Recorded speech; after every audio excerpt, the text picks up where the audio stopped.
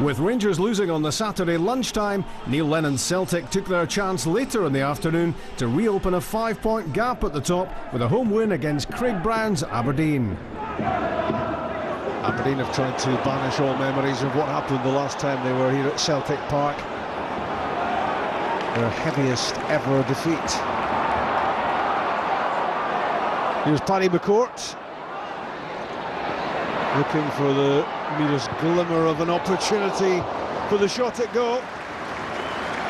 And he tugged it wide of target, but the red shirts were clustered around him there.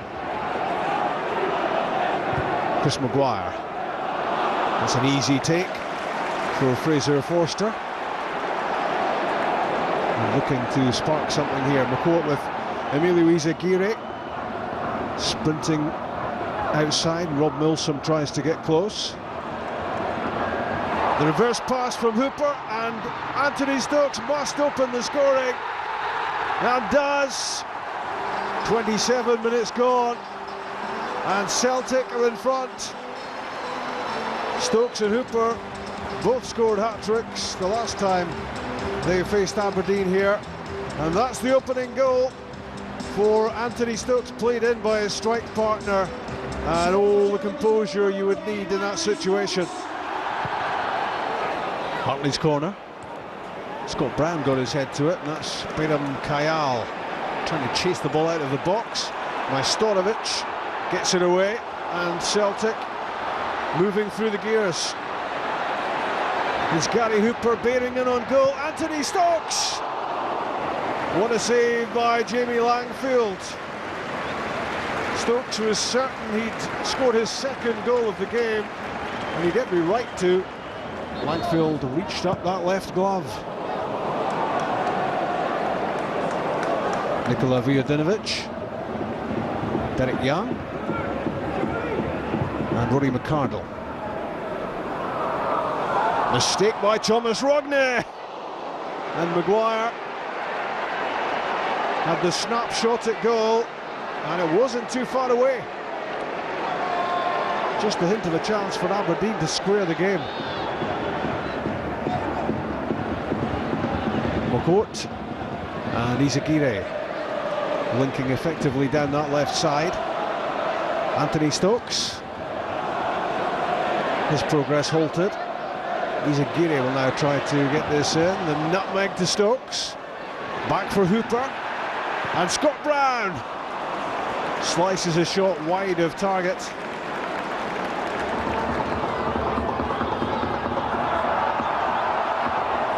Maguire back to Hartley. In went Vujadinovic. Couldn't quite get his head to that. Xander Diamond tries to keep it alive. In goes Vujadinovic again. And that was half a chance. At the back post, flung himself at the header, and it went wide. Aberdeen certainly much more competitive than they were the last time they visited the East End of Glasgow. Josh McGuinness got his head to that. Thomas Rogney launches it. Hooper against Diamond, and Gary Hooper wins the battle. Stokes for Ljungberg, and Niall McGinn was almost in for Celtic's second goal, and well done to substitute Peter Pollitt here, who got there in the nick of time. Aberdeen have done so much better this time at Celtic Park, but it looks as if one goal will be enough.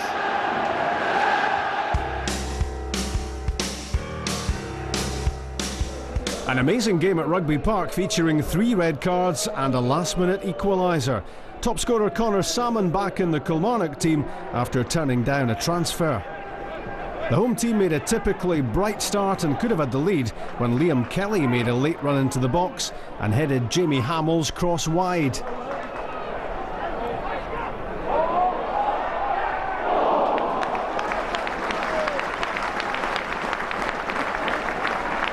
Salmon may have gotten his way, but Kelly had a great chance to score. United, though, were threatening to make a breakthrough as well. Scott Robertson and David Goodwillie combined to set up Prince Boisben. for an angled shot that only just missed the target.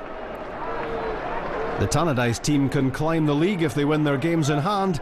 This was close to an opening goal. Dundee United top scorer David Goodwillie went agonisingly close to breaking the deadlock. He forced an error from Fraser Wright, beat keeper Cammy Bell and struck the inside of the post. Gary Hay stopped Robertson, forcing home the rebound. A great goal line clearance and a lucky escape for Kilmarnock after Goodwillie's goal attempt so nearly went in. Kilmarnock took the lead 4 minutes from half-time and Salmon was very much involved in the move which brought the breakthrough about. Laying the ball off, getting it back, exchanging passes with Rui Miguel, being blocked off by Sean Dillon and being in the right place to tap in Yeremenko's driven cutback. Salmon's 17th goal of the season, having turned down a move to English Championship team Scunthorpe, although there must surely be other interested clubs who've monitored his scoring record. In the second half, the home team were reduced to 10 players on the pitch when Yeremenko reacted to Robertson's late challenge.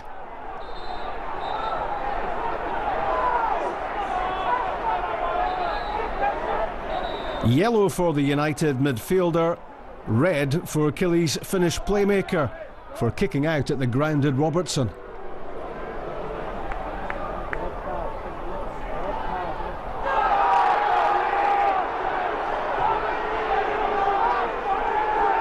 United skipper John Daly managed to pick up a yellow card as well in the aftermath of all that. Kilmarnock defender Momo Sissoko showed how to turn defence into attack with a lightning break from the back. It all ended with Rui Miguel firing wide. He should at least have given Pernice something to do after that quick counter-attack in which Sissoko played the starting role. The numbers were about to be evened up with Robertson booked for this challenge on Miguel, which referee George Salmon saw as a second yellow card offence. Now both sides down to 10 men.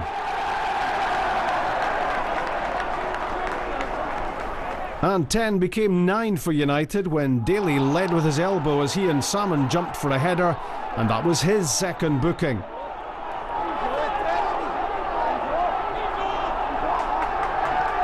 Only 19 players left on the pitch for the closing stages.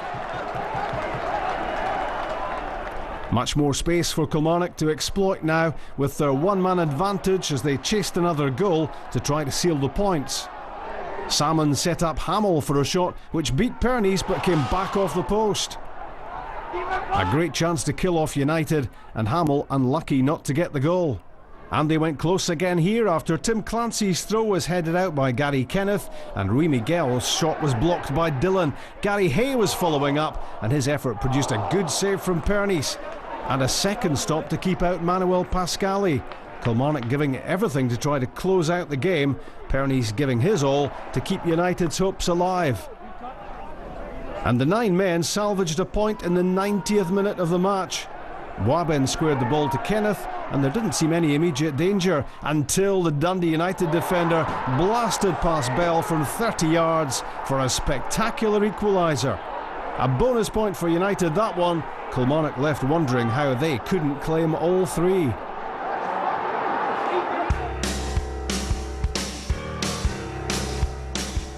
Hamilton don't mind the 3-hour trip to Inverness. They haven't lost a league game there, and this time picked up a precious point in their battle for survival. Cally Thistle have recently found goals hard to come by, and wins. They're now 9 league games without one, so this was the perfect start for them, taking the lead in the 18th minute. Determination from young midfielder Nick Ross, his shot at goal spilled by Thomas Cherney, and although he foiled Adam Rooney on the rebound, Danny Sanchez tucked away the chance for 1-0. The shot took an awkward bounce in front of the keeper and his fumble allowed Sanchez to capitalise. Aki's picked a great time to equalise, stoppage time at the end of the first half. Dougie Imrie's pass to Gary MacDonald and Ross Tokley's late challenge handed Hamilton a penalty. MacDonald nicked the ball away from the Inverness defender just before contact. Michael-Antoine Courier scored the first goal of his second spell at Hamilton. 1-1 at the interval. Into the second half, and Sanchez was searching for his second goal of the game. He beat Simon Mensing, but his chip went wide.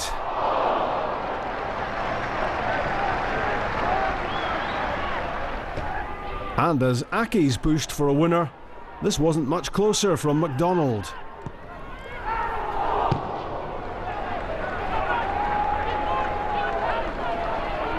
There was one big chance to come to turn 1 point into 3, and this was it. Andy Graham's header dropped for unmarked substitute Marco Paixão, and with his first touch, from a couple of yards out, he headed against the outside of the post. Johnny Hayes came off the bench for Inverness to show what they've been missing while he's been out injured. A great run followed by the pass which played in Russell Duncan, and Martin Canning cleared his effort off the line. Inverness still waiting for a league win, a valuable point for Hamilton.